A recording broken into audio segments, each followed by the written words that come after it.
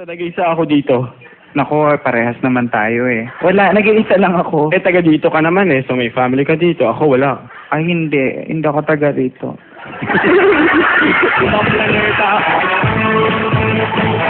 Okay!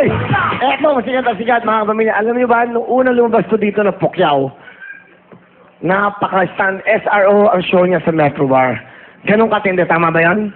Apa, nagpapasalamat ako sa Wawawi. Wow, talaga. Ano Ayan. ba ngayon? Hindi ka Pukyaw. Ano ba ngayon? Aspu. Aspo na may nararamdaman pa rin. Ano nararamdaman mo?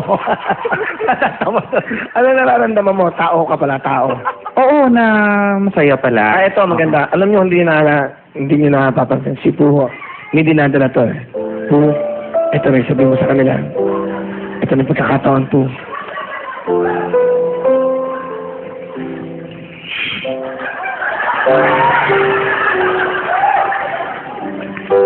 Dapat nga maging masaya ako. Alam mo yon kasi may kinuwento ko sa inyong yung sa boyfriend ko.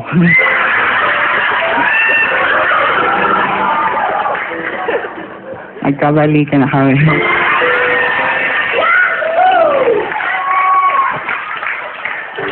Naging ano siya, naging mas sweet.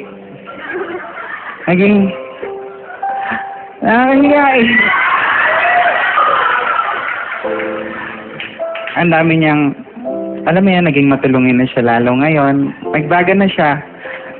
Kasi yung kapitbahay namin may poso. Mag-iigib kami, dalawa kami. Nakakatuwa kasi matulungin na siya. Katanay nga siya yung magbobomba. Alam mo yan. Pero ako yung magbubuhat ng mga ano. Pero okay lang naman yan kasi love you too, pare.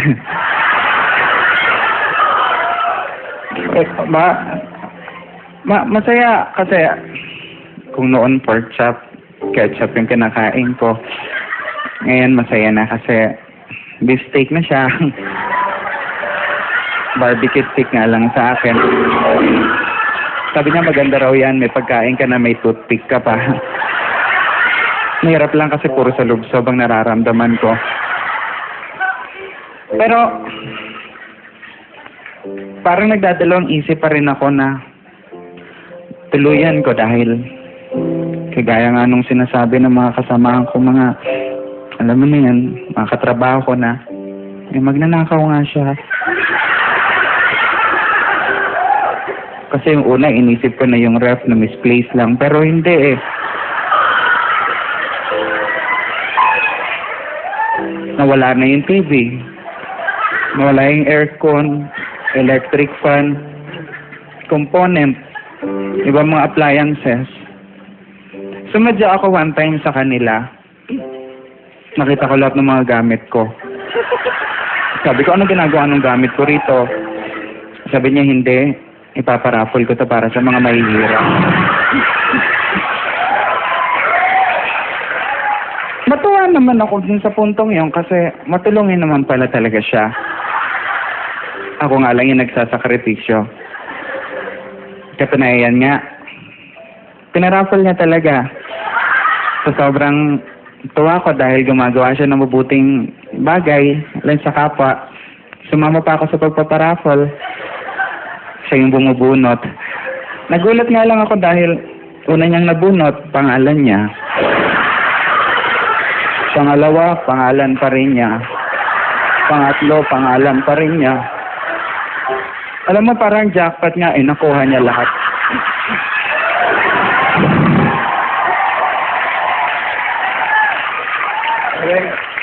Hindi ko naman makuha ang umangal kasi valid kasi may DTI representative.